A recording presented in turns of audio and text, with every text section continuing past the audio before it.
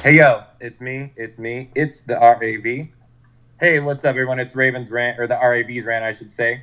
Doing an extension of the HeelCast. Be sure to check out the HeelCast official prediction show where Larkin, the Impact dude, and our boy FK9 made his return as they counted down the Bound for Glory prediction show. And look, the HeelCast family, we're long and extended. Check out Total Nonstop Impact with Kyle, putting down his predictions. Check out the Impact Bodega where Larkin actually joined Wrestling Robert and Chef, Impact's most stubborn fan, if you could say, for the Impact Bodega. So look, there's a lot of Bound for Glory prediction shows that we're doing, so check that out. Also, I just want to plug my man Larkin. So Larkin just talked to my favorite artist of all time, Marilyn Manson, with Killer Cross from Impact Wrestling. And also check out, too, for those of you that are a fan of me or Marilyn Manson or Larkin, Larkin and I are actually going to be discussing my favorite album by Marilyn Manson, which is Mechanical Animals, which is going to be coming out here probably tomorrow or whenever this comes out as well. So, look, I'm going to give my Bound for Glory predictions, although it wouldn't be the RAV's Rant without a little bit of ranting. So I'm going to kind of talk about some things that have happened here in Impact Wrestling the past few weeks and whatnot, so that I just want to get off my chest. And also, look, I want to apologize for those of you that have actually asked if I am still doing the HeelCast. Yes, I am. The HeelCast doesn't get put out as often as we would like. We all have very busy lives. Like, I work 55 hours a week. My days off are Thursday, Friday, which are pretty much impossible to do an Impact review. And, you know, I spend a lot of my time with my friend's girlfriend at the gym. So I just have not had the time. I've been wanting to do the show and actually watch Impact more. I haven't been able to. So, like, I apologize. But anyone that's still loyal to listen to the HeelCast, I want to thank you for still supporting us. We're not going anywhere. Look, back in the days when I was still watching the WWE, they did a gimmick. And it was some codes and all that. And it came out saying, "Save us, Y2J." The term "Save Us Y2J" could literally never be more relevant than it is now. Impact Wrestling, there's rumors that Chris Jericho will be debuting with Impact Wrestling as early as this Sunday at Bound for Glory. This is literally the savior for Impact Wrestling, if anything is ever going to do it right now. But let's be honest, the ratings have been in the shitter.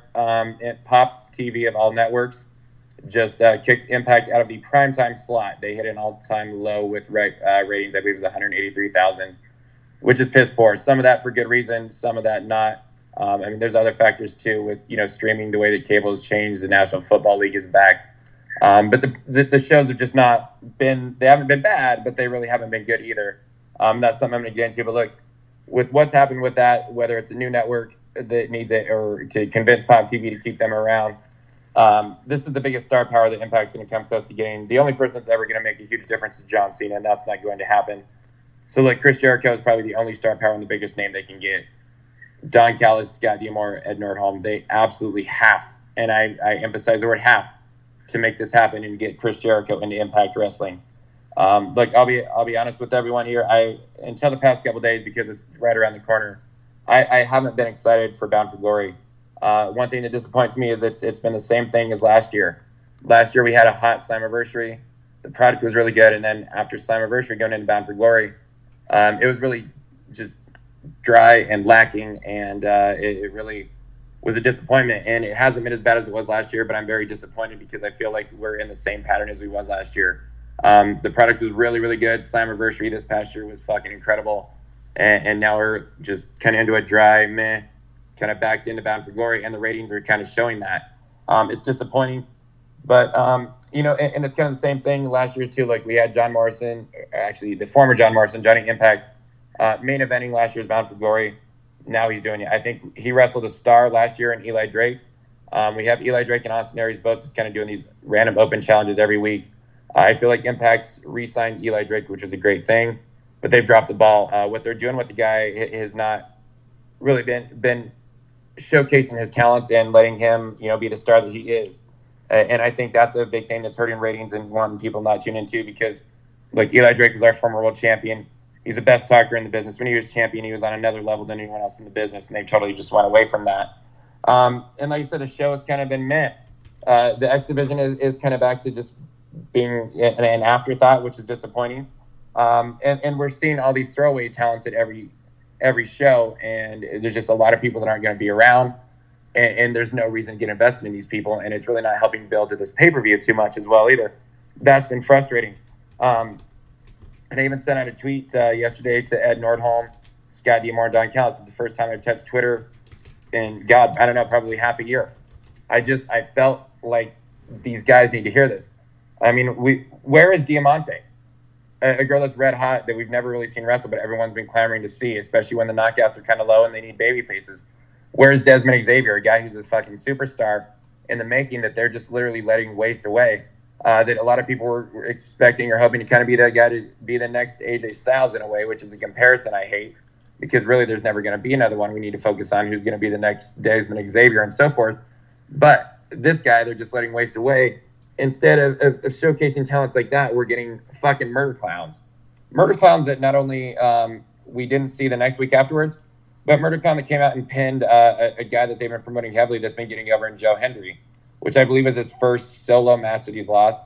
Ate a clean pinfall, got destroyed afterwards, never showed up. And then the next week, Grado comes out and jobs to some guy who looks like he's borderline becoming a midget, with a flamboyantly gay gimmick, which and he does a job to that guy after he kisses him, and then Grado just kisses this guy afterwards. You have our talent jobbing to throwaway talent that we're probably never going to see again, whereas we're wasting away talent that we should be getting invested in, and that's frustrating. We've seen Tessa Blanchard defend against some girl that apparently is successful over there, but she just looks flabby and with a guy's haircut. And who is this girl, and why do we care? Why is she getting title shots? I mean, the Texano challenging Austin Aries thing is one thing, but we've seen him in Impact and kind of got a backstory to him as being successful prior. But, I mean, it's just these throwaway talents we're not going to see. And then we have Eli Drake doing his open challenge. Now, granted, this is Eli Drake, a former Impact World Champion, one of the brightest stars in this company. Now, apparently it's not the real one, but he faces La Parca. And La Parca, who was a jobber to the cruiserweights in WCW, although entertaining, and I am a fan, there was a nostalgia pop, even though he didn't bring out his chair. He was never very big, but Eli Drake is wrestling a guy, at least a guy in the La Parca outfit, that looks like he's probably 65, has flabby man tits, and can barely move. And Eli Drake can't even beat this former jobber to the cruiserweights, loses by a countout. You got to question what in the hell they're thinking, and why are your own talent doing jobs out there? And then, we've got even people like Sanjay Dutt who could be used to put over talent that we can at least be invested in not being used. One thing that does make me happy, though, and another thing that I tweeted out to the Impact management was, look, 7 years ago, we brought this guy in for a tryout, and we should have signed him. And now he's back in our ring, which is Jack Evans, who I'm very pleased to see in Impact Wrestling. Look, this is a guy that they have to sign. I'm not saying have to sign like Chris Jericho, but they should and need, because, look, the loyal Impact fans want to see this guy. He can help out. He can put on good matches. He can help revive the X Division. Jack Evans, keep this guy around, please. This guy really, I'm actually surprised at the lack of mainstream success he's had in wrestling. I don't know if maybe it's just his look, but this is a guy that I hope they keep around. I was happy to see Petey Williams get a victory. But look, sign Jack Evans. Keep this guy around, please. And like I said, man, ratings have been piss poor. They got moved out of their prime time slot. And I've been saying this for a while, but this is what I feel they have to do now, is they have to go full-blown ECW. And I'm not talking all hardcore matches, but they've got to be something different. They got to have balls, and they got to become a more adult-themed content. And they've kind of drifted that way with the hashtag Team Unfuckwithable, with Aries Cross and Moose. But I feel like this time slot, use it to your advantage. Like I watch stuff like American Horror Story that comes on late at night, Tosh.0, South Park, It's Always Sunny in Philadelphia. And they let this kind of more adult content fly, and sometimes it goes unedited. Impact Wrestling, you've got to capitalize on this and just do something different from the rest, because what you're doing isn't standing out. So it's time to sign Jericho, get that star power, and then make yourself an adult attitude type of wrestling program, because that's something no one else is doing out there. And be for adults, carve your niche, find it, but you got to fucking do something different. And one thing else too, I said I haven't been excited for Bound for Glory. The only reason I plan on ordering the show is because I want to support this company.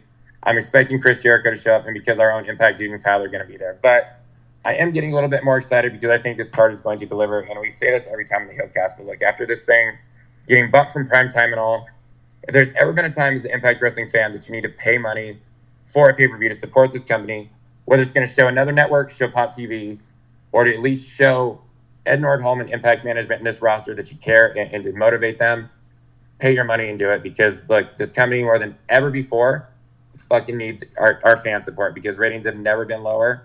And I'll be honest with you, the Golden Bookers haven't been that golden lately, but if we lose Callis and Diamore, it's the end of this company. The company cannot be in better hands than what they are right now for options that are out there. we are not going to find anything better. It's only going to get worse. And if we allow Ed Nordholm Ed Nordholm even admitted last year they almost pulled the plug, which isn't a whole lot of patience. If he's losing patience with these guys and he gets rid of Callis and Diamore, who knows what kind of hands this company is going to be in, and we're going to be in a bad situation. I do feel it will be the absolute end of Impact Wrestling. So, Impact fans, take it as someone who's actually pretty knowledgeable. I'm not saying I know more than people in the business, in the TV business, or even more than some of these fans out here listening to our show, but I'm not fucking stupid with what I'm talking about. It's time that we do this, and we got to be invested. So, I need to do a better job. Everyone else needs to do a better job, but we need to support this company and keep going. Look, we're going into Bound for Glory, and like I said, it's been a lot similar to last year. One good thing that the Impact has going for them is that Bound for Glory last year, just to be flat out honest now, it sucked and shit the bed. So, I mean, to beat last year's Bound for Glory, there's not a whole lot they got to do. However, it's going to be damn near impossible to top or even meet the expectation that Slammiversary set. Unfortunately for us Impact fans, when Impact got all that momentum going with Slammiversary, we were just expecting this is it. The tide is turning. Everyone's talking about Impact. It's positive. You're going to go out there and just keep that same intensity and motivation that they did at the pay-per-view, and it's been the absolute opposite. So we're still kind of clamoring to Slammiversary, and it's damn near impossible to top what Slammiversary did. I'm just going to be honest.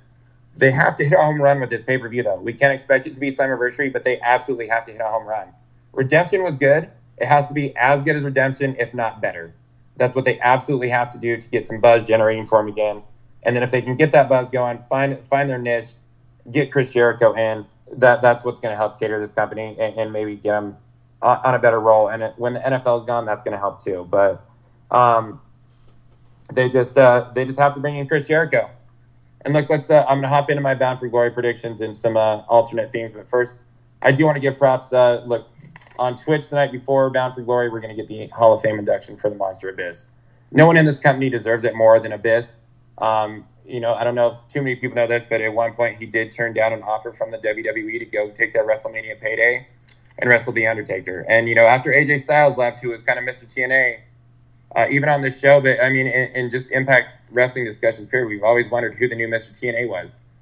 Some of us thought it was Eric Young or Bobby Roode for a time. Then we thought it was James Storm, and hell, we even thought it was Jeremy Borash, but turns out it's none. It's been the guy that's been with the company since damn near day one, if not day one, and that's the Monster Abyss, who's played Joseph Park as well. I wasn't a big fan of the Joseph Park stuff, but last year when he did it again, he really won me over.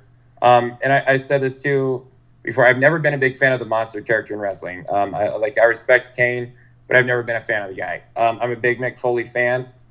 But I wasn't necessarily. I'm a Mick Foley fan more than a Mankind fan, and I was never into Mankind until he kind of broke away and became more of that funny thing as opposed to the monster. Abyss, on the other hand, is the only monster character in wrestling that I've actually ended up rooting for and enjoying the gimmick and been a fan of. That says a lot for me.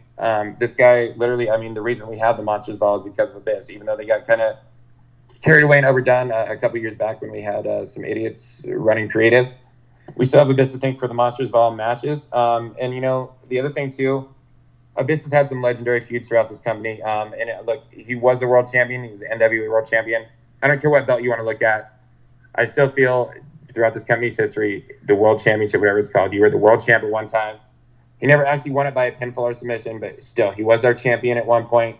Guy deserved it. But look, he had a legendary feud with AJ Styles, and wasn't necessarily legendary, but one we're always going to remember with AJ Styles, a great feud with Sting. That last rights match that everyone's kind of booing out the building that, was just so corny and awful that Vince Russo created. Sting and Abyss literally made that match salvageable and work and entertaining. And as bad as people look down on it, if you actually just watch the match for what it was pretty damn good, actually. But, I'll always remember those two feuds. And his match with Christian Cage at Sacrifice is one of my all-time favorite in the history of this company. I enjoyed his feuds with Raven. And then, they kind of made Abyss a jobber for a while. And all kind of credibility was ruined with the guy. And then in 2016, he teamed up with Crazy Steve and Rosemary and really resurrected things. And DK, even though the newer era of TNA, to me, will never be what the old era was, DK is still always one of my favorite action stables in the entire history of this company. I think Abyss really not only resurrected his career, but saved himself. And nobody deserves it more in this company right now than the Monster Abyss. So congratulations to Joseph Park, aka Abyss. Couldn't ask for more to go into the Hall of Fame this year. So, look, I'm going to hop into Bound for Glory now.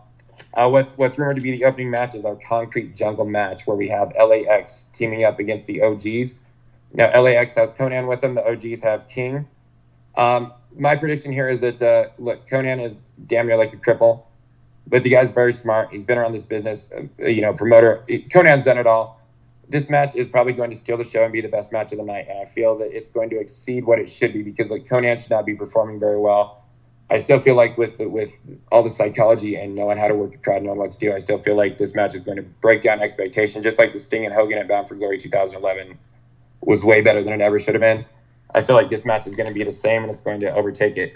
My prediction is that LAX retains, and I think I never expected OGs to be around for the long haul. Unfortunately, I think this will probably be the end of them.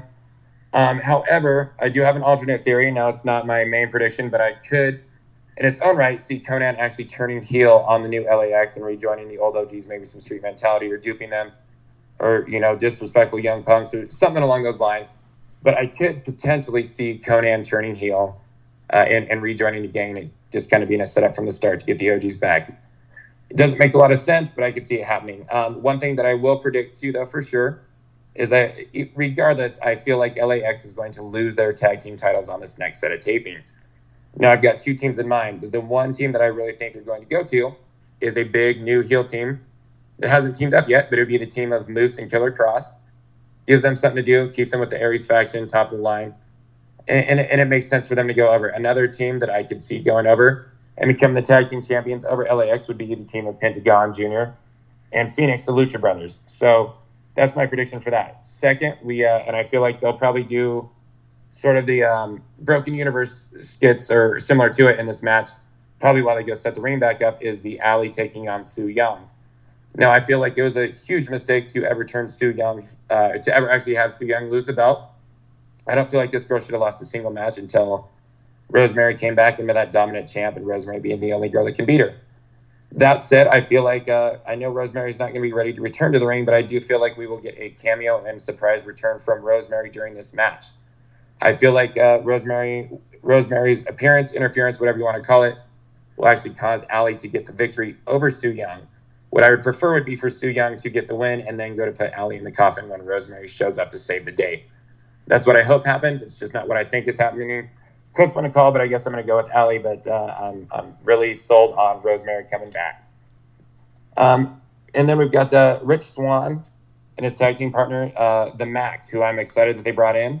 I'm a big fan of what I've seen of this guy. I'm excited for this match. They're going to take on Ethan Page, who I've been wanting to see what's so great about, a.k.a. the former Joseph Park, who apparently never existed, and Matt Sydal. In a way, I would much rather see Rich Swann take on Matt Sydal for the very first time at Bound for Glory in a one-on-one match. That said, the people that are coming in to be involved, I'm not too opposed to it, so I'm a little excited. I feel this one is really, really tough to call. I'm going to go ahead and give it to Ethan Page and Matt Sydal because I guess I don't know that the Mac's going to be sticking around in Impact Wrestling, so I guess I'm going to go with the two guys that I think will be around. When they first announced that Rich Swann was going to have a tag team partner, I guess in a way I kind of thought maybe it would be Abyss. Just give Abyss one last match before he goes in on his Hall of Fame weekend, but plus the ties to Ethan Page when he was Joseph Park, or Chandler Park to the Joseph Park. And then some guy that we know that isn't the most fond of Impact these days, had told us that it was going to be Juventud Guerrera. Apparently there's been something that came out that said Juventud Guerrera is Bound for Glory. Now, look, I was a big fan of the Juice back in his WCW days, and I enjoyed Juventud Guerrera a lot. That said, Juventud has had attitude problems. He's way past his prime. I hope that this I'm glad that it's not him. I don't know why they have Juventud Guerrera, or if he will be. I'm not necessarily opposed, but I didn't want to see him kind of go over any kind of new talent or have him do the same. So, and then also, I just want to say this because the Mac is involved. I've always been a huge fan of Killshot from Lucha Underground. I've been saying bring Killshot and the Mac in. They've got one half. Don Callis, Scott D'Amore, Ed Nordholm. It's time to bring our boy Killshot in. Dude has money. One match that I think is going to be potentially one of the best matches of the night, if not the, is going to be Moose against Eddie Edwards. This is one match I feel like they've given pretty proper build to. It's two guys that I think can have a good match with anyone. We know they have chemistry. They actually are legitimate friends. And I'm going to pick Moose to go over. I feel like the heel turn with Moose, he's too big, too strong. But what I actually think is going to happen in the end is despite Killer Cross interference, we're going to get the heel turn from Alicia where she turns on Eddie. Look, putting ourselves in this woman's position, say this was real life, for her husband not only to go crazy, but to also be acting like an idiot, I can kind of justify the bitchy, cuntish behavior that Alicia has been being portraying every time Eddie talks on TV. But it just smells heel turn the whole time. And then when you see her with Moose, and it's apparently supposed to be Moose holding her hostage, I'm not buying it. I think we get the heel turn from Alicia, get Eddie, more steam back as a baby face, because he's kind of, I feel like they've kind of ruined his character. So maybe this is going to help. An alternate thing, and I don't think this is going to happen. However, this is what I want to happen. And it doesn't matter if Alicia turns or not, but what I've been hoping for would be after the match, Moose and Killer Cross are beating down Eddie Edwards. And then out of nowhere to make the save is a returning Davey Richards. Now Eddie Edwards has Kane or Kenny or whatever with him on him. Davey comes in with a weapon. We get the Wolves reunited, but they also beat down Killer Cross and Moose so bad with these weapons that they won't be out there to have an impact or influence in the main event between Johnny Impact and Austin Aries. I'm begging and crying and pleading for a Davey Richards return for him to come back and be used right. I don't expect it to happen. But hey, I'm just throwing out there as it would be an awesome thing to see happen. Then we have Tessa Blanchard taking on Taya Valkyrie. I've talked about how a lot of things just have been really thrown together and met. So all of a sudden, Taya Valkyrie just came out and had a face turn over like the Impact Tron or whatever you want to call it after Tessa won a match. She talked about how everyone in the back feels that Tessa is a bitch. Completely looking over the fact that Taya had been nothing but a bitch her entire career leading up. I don't necessarily understand the face turn. I have nothing against this match because, in a lot of ways, if you look at the talent they had available, this match makes sense. And I think that it will deliver. However, I just don't feel like the build was good enough or Taya's heel or face turn was good enough. But I think the match will deliver. The other thing, too, is I still feel like Su Yung should be the champ. I think Tessa Blanchard is a very talented girl and all that, but it just seems like since the moment they got her in, Impact has been in such a rush and pushing so hard to make this girl the champ and just they're everything, and I just don't feel like she's necessarily deserved it yet or done enough to beat us over. I don't necessarily think she's working as a champ. That said, I don't think I feel like out of any match on this card, this is the one guarantee is Tessa Blanchard's going to retain her title against Taya Valkyrie. And then we got 3 matches left. So, look, we have Eli Drake, who's doing this open challenge thing now. A lot of people, including myself, are kind of expecting it to be the debut of Chris Jericho. It all makes sense if they're signing it. Has to be someone from New York. Jericho has New York ties, although he's got Canada and Florida too. But it also, in a way, to me, it makes too much sense. As I feel like Impact is going to dupe us and then maybe bring out Jericho at a later time. That said, if I have to put money on it, I'm going to say Chris Jericho comes out, answers the challenge, beats Eli Drake. I think that it sucks that if they do this route, that they're going to feed Eli Drake to Chris Jericho. That said, I've talked to Larkin a little bit. There's been some other theories too. Larkin had mentioned Big Cass, whose 90-day clause is up from the WWE and from New York. That would make sense. I've never seen too much of the guy. I don't hear anything good about him. Be a little bit disappointing. And I kind of feel like maybe they're going to intentionally do a letdown. Another one that makes a lot of sense that Larkin mentioned is Tommy Dreamer, who's been working with Impact, New York guy. I used to be disappointing because we've seen Dreamer. We know what we're getting with Dreamer. He's not the Dreamer of his past. I'm still a big Tommy Dreamer fan and always will be because I'm an ECW guy.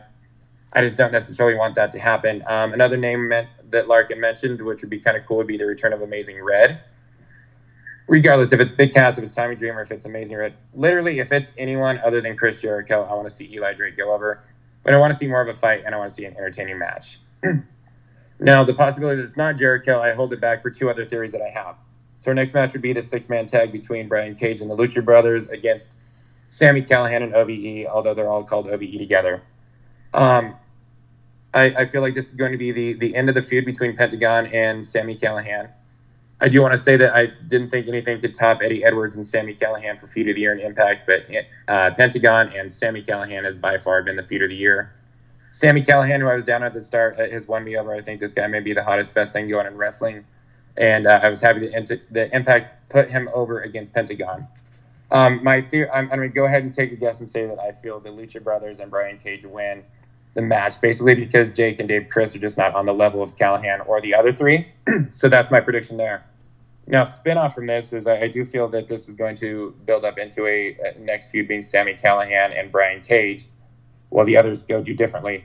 I also think that this will lead to Sami Callihan costing Brian Cage an X Division match where he's defending his title, so he will eat his first pin in Impact, get that belt off of him, because Lord knows Sami Callihan's not going to fit in the X Division.